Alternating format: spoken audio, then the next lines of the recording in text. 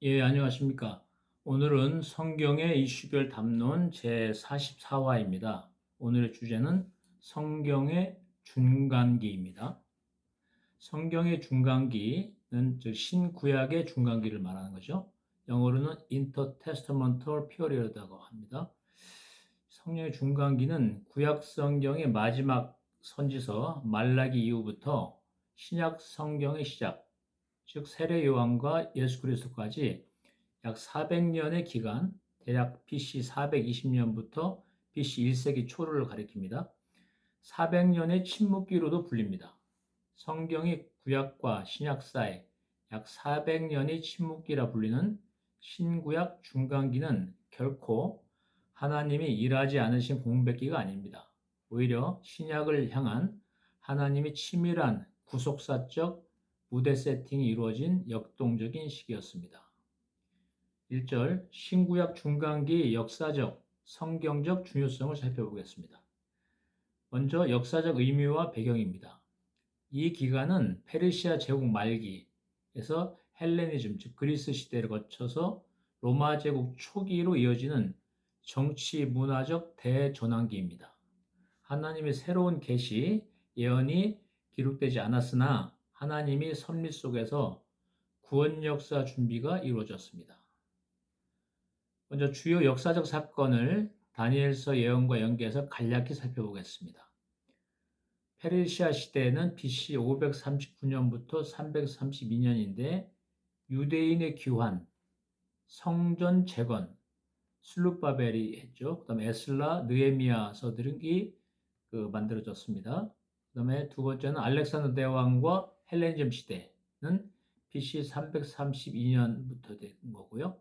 그리스 문화가 멀리 확산되고 언어, 코인의 헬라어가 많이 확산되고 신약 성경의 언어적 기반이 형성된 시기입니다.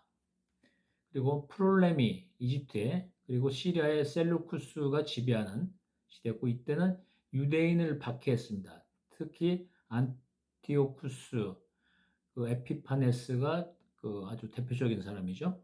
그 다음에 마카비 반란이 BC 167년에서 63년까지 일어났고요. 이때 하스몬 왕조가 성립되고 성전 재봉헌이 BC 164년도에 발생했습니다. 그리고 로마가 BC 63년부터 지배를 했습니다.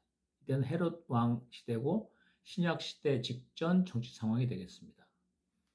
성경 근거는 다니엘서 2장, 7장, 8장, 11장입니다. 여기서는 세계 제국의 흥망과 메시아 도래를 예언을 했고요. 이 사건들은 다니엘 환상 속에서 미리 드러났습니다. 성경적 중요성을 또 살펴보겠습니다. 첫째, 신약 성경을 이해하는 징검다리입니다. 구약의 끝 말라기에서 신약의 시장 마태복음으로 바로 넘어가면 구약이 없던 바리새인, 사두개인, 로마의 통치, 회당 같은 개념들이 갑자기 등장합니다. 중간기는 이러한 신약의 정치, 사회, 종교적 배경이 어떻게 형성되었는지 보여주는 결정적 열쇠입니다. 두 번째는 구속사적 무대가 세팅되어 있다. 갈라디아서 4장 4절에 보면 때가 참에 하나님이 그 아들을 보내사 여자에게서 나게 하시고 율법 아래에 나게 하신 것은 이라서 때가 참에라는 즉 구속사적인 무대가 되는 이런 걸 세팅하는 기간이었다라고 봅니다. 볼 수 있습니다. 사도 바울이 말한 때가 참에는 복음이 전 세계로 전파될 수 있는 최적의 타이밍을 의미합니다. 중간기 동안 이루어진 헬라 제국의 언어 통일과 로마 제국의 교통망, 소위 팍스 로마나라고 하죠. 교통망 구축은 그리스도의 복음이 폭발적으로 확장되는 물리적, 문화적 기반이 되었습니다. 2절 신구약 중간기 주요 역사적 흐름과 전개를 보겠습니다. 아까 간략히 살펴본 것을 좀 더 자세하게 더 나누어서 보도록 하겠습니다. 중간기는 유다를 지배했던 제국의 변천사에 따라 크게 네 시기로 나뉩니다.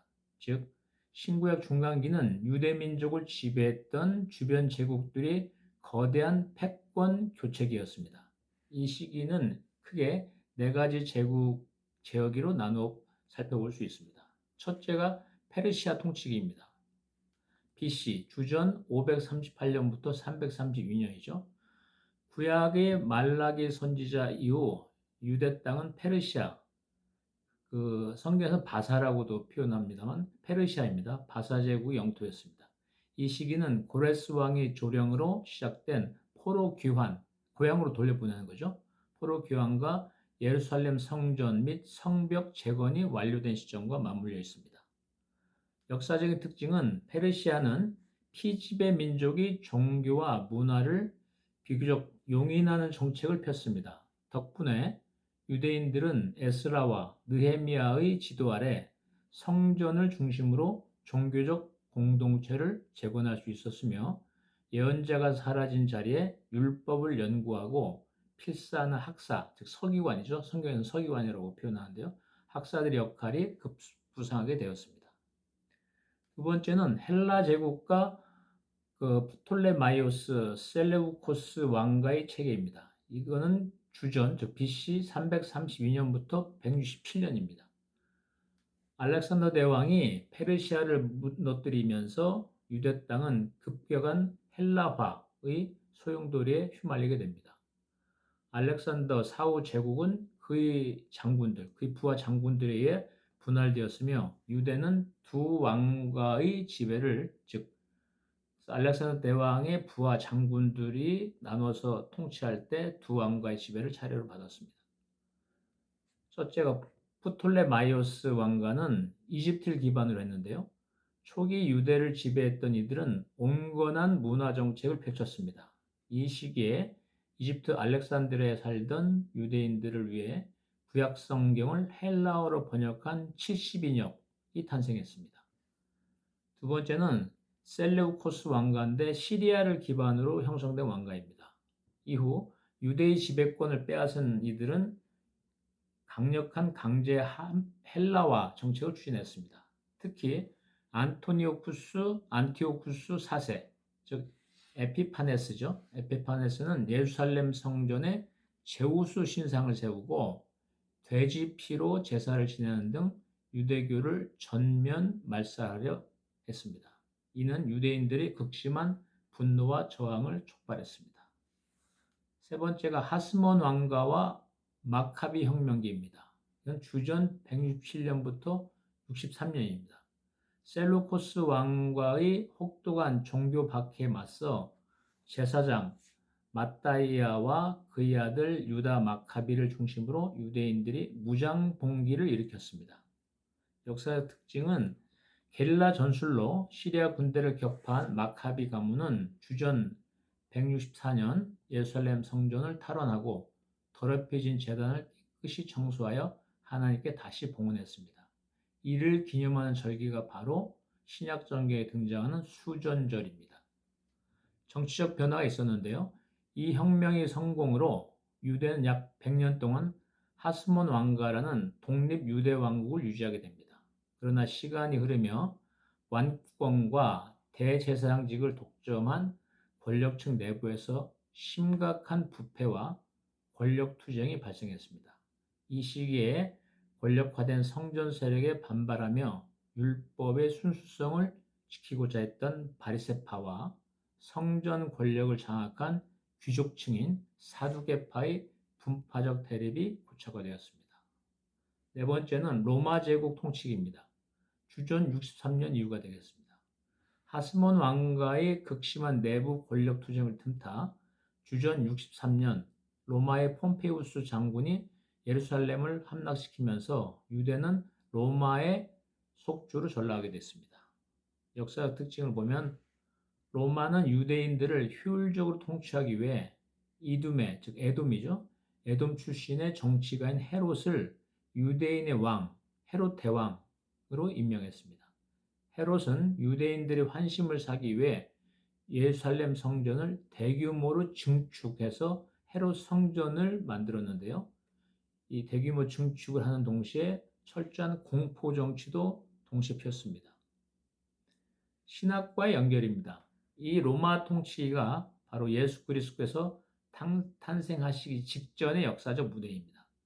압제와 수탈이 극에 달했던 이 시기 유대 민족의 메시아 대망 사상은 역사상 그 어느 때보다도 뜨겁게 타오르고 있었습니다. 요약하자면 구약 말기 페르시아의 안정기에서 출발해 헬라의 문화적 충격을 거쳐 마카비 혁명의 독립멸망과 로마의 철권 통치로 이어지는 이 숨가쁜 역사적 여정이 바로 신약의 문을 여는 거대한 디딤돌이었고, 이때가 성경의 중간기가 되겠습니다. 3절은 성경적, 신학적으로 봤을 때 중간기 의미를 살펴보고요. 신학자의 견해를 보도록 하겠습니다. 먼저 성경적 의미입니다. 첫째는 묵시 문학의 발달과 메시아 대망 사상입니다. 이 시기 유대인들은 극심한 박해, 특히 안토니우쿠스 4세의 성전 모독 사건이 유명했죠. 이런 극심한 박해 속에서 인간의 역사를 넘어선 하나님이 초자연적 개입과 종말론적 메시아를 갈망했습니다. 이는 다니엘서의 예언적 성취와 맞닿아 있었습니다. 성경 근거는 다니엘서 7장입니다.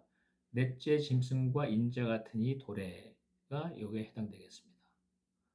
신학적으로 봤을 때는 이 고난 속에서 하나님의 절대 주권과 최후 승리를 확신하는 남은 자들의 신앙이 정립되었습니다.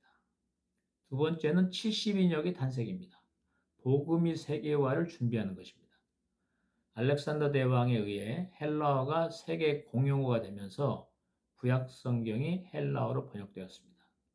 신약 성경 저자들이 구약을 인용할 때 대부분 이 70인역을 사용했습니다. 신학자 브루스의 연애를 보겠습니다.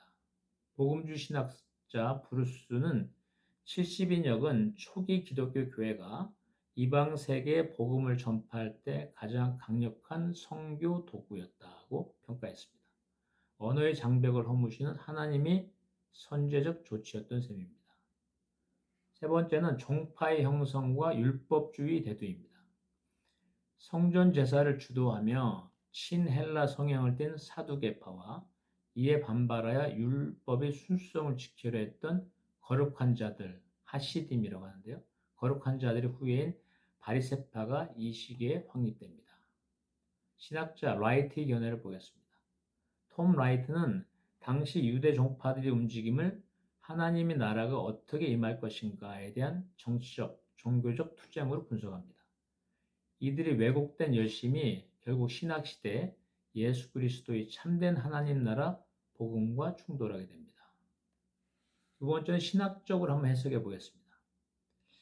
첫째는 개혁주의 성경신학의 관점입니다.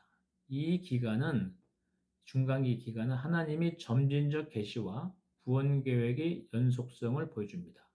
침묵은 벌이 아니라 때가 참에 하나님의 완전한 타이밍입니다. 구약 예언의 성취를 위한 준비 단계입니다. 사대주의 관점을 봤을 때 역사 속에서 여러 시대, 영어로 dispensations라고 하는데요. 시대 중 하나로 이스라엘 중심의 구약 시대에서 교회 시대로 넘어가는 전환기입니다. 그러나 중간기 자체를 별도 시대로 보지는 않습니다. 하나님의 침묵과 기다림입니다. 세 번째로는 표면적으로는 하나님이 침묵처럼 보이지만 이는 하나님의 때, 갈라디아서 4장 4절이죠. 때가 참에를 준비하는 기간입니다. 구약의 약속, 메시아, 새 언약이 성취되기 위한 역사적, 문화적 무대를 마련했습니다. 네 번째는 구원 역사 속의 연속성입니다. 침묵이지만 하나님은 주권적으로 역사를 주관하셨습니다. 헬레니즘 문화 확산을 통해서 언어, 도로, 철학이 확산이 됐고요. 디아스포라라 해서 유대인이 전세 흩어지는 것을 디아스포라라 하는데요. 디아스포라가 이루어졌고 회당 제도가 만들어졌고요. 성경이 번역되는 등 복음 전파의 도구가 되었습니다. 다섯 번째는 메시아에 대한 갈망이 증대되는 것입니다. 정치적 압제와 종교적 타락 속에서 진정한 구원자에 대한 기대가 고조되었습니다. 누가복음 2장 25절 이스라엘의 위로를 기다리는 시므온이라는 그 구절에서 이를 알 수 있습니다.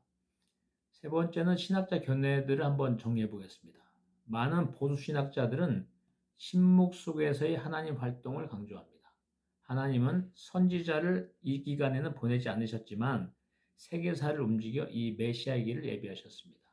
일부에서는 이 기간의 외경과 유대 문헌 등을 통해 유대교의 발전, 바리새파라든가 사두개파, 에세네파 등을 이루어졌는데 이러한 유대교의 발전을 이 시기의 성과로 이해를 하고 있습니다. 4절 중간기 동안 신약 성경이 지평을 바꿔놓은 또 다른 숨은 핵심 요소 4가지를 한번 살펴보겠습니다. 첫째가 회당, 제도의 정착과 말씀 중심 신앙의 구조화입니다. 중간기 역사에서 성전 중심의 이스라엘이 말씀 중심의 이스라엘로 체질을 바꾸게 된 가장 결정적인 계기는 회당의 확산입니다. 성경 근거를 보겠습니다. 구약에서는 성전 중심 제사만 등장하지만 신약에 이르면 예수님과 사도 바울이 유대 땅과 이방 지역을 막론하고 곳곳에 세워진 회당에서 복음을 전하십니다. 마태복음 4장 23절, 사도행전 17장 1, 2절에서 이게 잘 나와 있습니다. 신학적 해석에 보면은 주전 586년 예루살렘 성전이 파괴되고 먼 이방 땅으로 흩어진 유대인 디아스포라죠. 전 세계 이땐 이방 나라였으니까 이방 땅으로 흩어진 유대인들은 제사를 드릴 수 없게 되자 최소 성인 남성 한 10여 명이 모여 율법을 읽고 기도하는 회당을 만들었습니다. 이는 종교의 중심축을 동물의 피 제사에서 텍스트 즉 성경이죠. 텍스트인 성경의 낭독과 교육으로 전환한 일대 중요한 사건입니다. 이 회당 시스템이 없었다면 신약 시대 초기 교회의 예배 구조와 바울의 선교 거점 등은 존재할 수 없었을 겁니다. 신학자 견해입니다. 구약학자 조지 라이트는 회당은 성전이라는 공간적 제약을 넘어 하나님의 임재를 말씀 안에서 경험하게 한 중간기의 위대한 영적 발명품이라고 평가하며 이것이 기독교 교회의 제도적, 형태적 모태가 되었다고 분석합니다. 두 번째는 구약 정경의 확립과 외경, 위경의 성찰입니다. 말라기 선지자 이후 성령의 직접적인 계시와 예언은 중단되었지만 역설적으로 이 시기에 유대인들은 어떤 책이 진정한 하나님 말씀인가를 치열하게 검증하고 보존하기 시작했습니다. 성경 근거를 보겠습니다. 예수님께서 사역 당시 모세의 율법과 선지자의 글과 시편, 이게 누가복음 24장 44절에 나오는데요. 이것을 언급하시면서 당시 유대인들이 정경으로 받아들이던 구약성경의 세 분류를 그대로 권위 있게 인정하셨습니다. 신학적 해석에 보면 중간기 동안 마카비서, 에스드라서, 토비트 같은 외경과 에녹서 같은 위경이 대거 쏟아져 나왔습니다. 유대교계는 거센 헬라 문화의 가짜 사상 속에서 순수한 여호와 신앙을 지키기 위해 정경의 기준을 엄격히 세워나가야만 했습니다. 이 거름망 작업을 통해 구약 39권의 권위가 중간기 마렵에 확고히 정립되었습니다. 신학자 브루스의 견해를 보겠습니다. 신약 본문 비평의 권위자인데요. 그는 중간기 정경화 과정은 계시가 충분한 시대에 이미 주어진 계시 등불을 끄지 않으려는 하나님이 섭리적 보존 사역이었다고 정립합니다. 세 번째는 디아스포라, 유대인 공동체의 팽창과 글로벌 네트워크 구축입니다. 디아스포라는 본토를 떠나 전 세계로 흩어진 유대인을 뜻합니다. 중간기 동안 이들의 숫자는 본토 유대인의 수를 압도할 정도로 늘어났습니다. 성경 근거를 보겠습니다. 오순절 성령 강림 사건 당시 예루살렘에 천하 각국으로부터 수많은 유대인이 모여들었습니다. 사도행전 2장 5절부터 11절에 잘 나와 있습니다. 이들이 바로 디아스포라 유대인이었으며 바울이 로마 제국 전역을 돌며 선교할 때 이들의 글로벌 네트워크를 활용했습니다. 성경적으로 해석해 보면은 제국들의 패권 다툼 속에서 수많은 유대인이 이집트 알렉산드리아, 시리아에는 안디옥, 소아시아, 로마 등지로 이주했습니다. 이들은 이방 땅에 살면서도 여호와 신앙을 유지했고 이들의 존재는 이방인들에게 유대교의 독특한 유일신 사상과 도덕성을 소개하는 다리 역할을 했습니다. 결국 이방인 중 유대교에 호감을 가졌던 하나님을 경외하는 사람들이 신약시대 기독교 복음을 가장 먼저 받아들이는 수용층이 됩니다. 신학자 마틴 행겔의 견해를 보겠습니다. 융합신학의 대가인데요. 그는 디아스포라 유대주의는 유대교의 배타성을 허물고 이방 세계와 기독교가 만날 수 있도록 무대를 닦아놓은 구속사의 거대한 네트워크라고 상술했습니다. 네 번째는 천사론, 마귀론, 그리고 영혼 불멸과 부활 신앙의 구체화입니다. 구약 성경 전반부에는 내세, 천국과 지옥, 내세나 천사, 마귀에 대한 서사가 비교적 은유적이거나 단편적으로만 등장합니다. 그러나 신약에 오면 영적 세계에 대한 개념이 매우 구체적이고 선명하게 드러납니다. 이 교리적 발전이 이 중간기에서 이루어졌습니다. 성경 근거를 보겠습니다. 신약 복음서에서 예수님을 대적하는 귀신들과 사탄의 실체가 명확히 묘사되며 사두개인은 부활도 천사도 영도 없다고 하나 바리새인은 다 있다고 믿는 신학적 논쟁이 치열하게 불붙습니다. 사도행전 23장 8절에 나와 있습니다. 신학적 해석에 보면은 중간기 동안 이방 제국들이 혹독한 박해 속에서 의인들이 무참히 죽어가는 현실을 목도한 유대인들은 이 세상이 끝이 아니며 하나님의 공의로운 심판과 육체의 부활이 반드시 있을 것이라는 영적 세계관을 발전시켰습니다.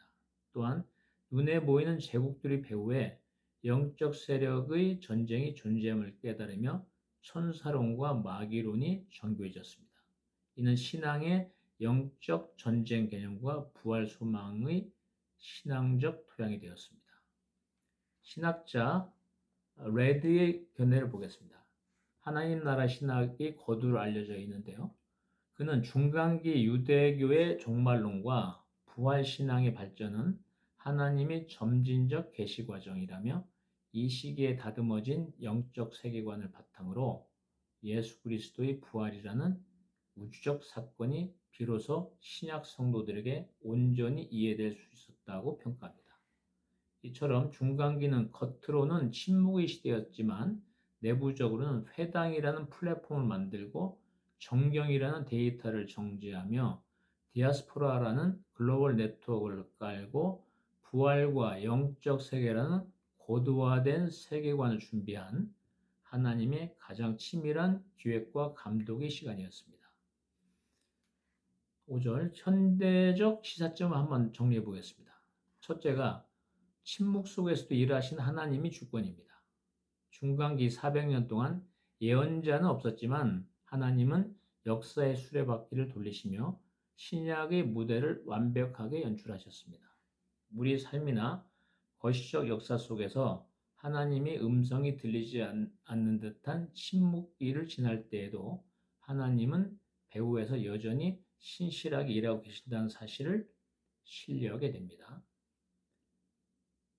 오늘날 기도가 응답되지 않거나 하나님의 임재가 희미하게 느껴질 때 중간기는 하나님께서 여전히 일하고 계시며 때가 차면 역사 속으로 들어오신다는 희망을 줍니다.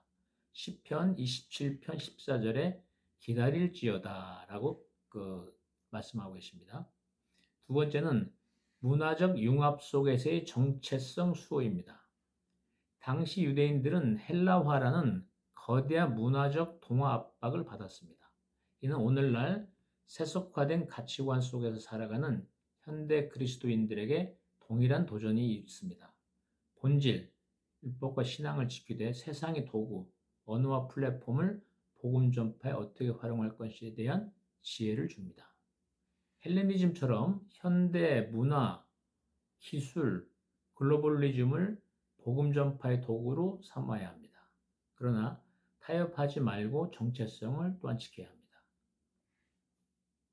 마카비의 반란이 주는 교훈은 유대인들이 헬레니즘의 강요와 종교 탄압에 맞서 일으킨 독립투쟁이라는 것이 하나의 우리한테 교훈을 주는 내용이 되겠습니다. 세 번째는 메시아적 기다림 및 성경 전체를 이해해야 되겠습니다. 성령님께서 내주하신 성도들의 공동체인 교회는 이미 아직 우리가 성경의 맥과 원리 이미 다 살펴봤죠. 영어로는 already but not yet의 긴장 속에 살며 예수 그리스도의 재림을 기다려야 합니다. 중간기 기다림은 우리에게 인내와 소망을 가르칩니다.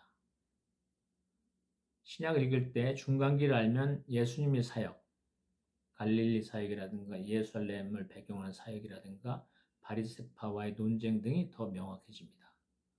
네 번째는 진정한 성전 정화와 회복의 갈망입니다. 마카비 혁명으로 더럽혀진 성전을 깨끗이 치우고 봉헌했던 사건, 수전절이죠. 앞에서 살펴본 대로 수전절은 외형적 성전의 정교를 넘어 신약시대 예수 그리스도께서 참된 성전으로 오셔서 인간의 마음과 모던의 질서를 회복하실 것에 대한 영적 예표가 됩니다.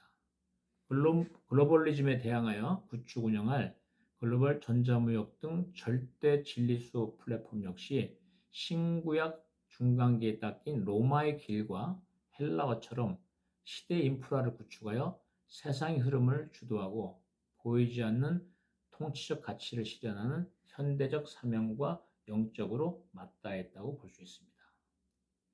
결론을 지어보겠습니다. 침묵의 시대를 관통한 하나님의 거대한 기획이라고 요약할 수 있을 것 같습니다. 중간기는 침묵의 공백이 아니라 하나님의 주권적 준비 기간입니다. 다니엘서 예언처럼 하나님은 역사를 다스리시며 때가 참에 독생자를 보내셨습니다. 갈라디아서 4장 4절에 나오죠. 이는 우리에게 하나님의 타이밍을 신뢰하고 약속의 성취를 기다리는 믿음을 요구합니다. 첫째가 역사의 주관자이신 하나님이 완벽한 타이밍을 증명했다고 봅니다. 중간기는 계시 암흑기나 공백기가 아니었습니다. 하나님은 헬라 제국을 통해 언어와 문화를 통일하셨고 로마 제국을 통해서 전 세계로 뻗어나가는 길, 즉 인프라를 닦으셨으며 유대 민족을 통해 회당과 글로벌 네트워크를 구축하셨습니다. 인류 역사상 복음이 가장 빠르고 정교하게 전파될 수 있는 환경을 배후에서 완벽하게 설계하신 뒤 사도 바울의 고백대로 때가 참에 아까 알아본 대로 갈라디아서 4장 4절에 나와죠. 때가 참에 아들이신 예수 그리스도를 이 땅에 보내셨습니다. 역사의 모든 패권과 흐름이 결국 하나님이 구속사를 성취하는 도구에 불과함을 보여주는 결정적 증거입니다. 두 번째는 신약 복음의 토양과 신앙 세계관의 완성으로 정리해 볼 수 있습니다. 구약의 거대한 예언과 율법은 중간기라는 용광로를 거치며 신약의 성도들이 즉각적으로 이해할 수 있는 구체적인 신학적 체계로 정제되었습니다.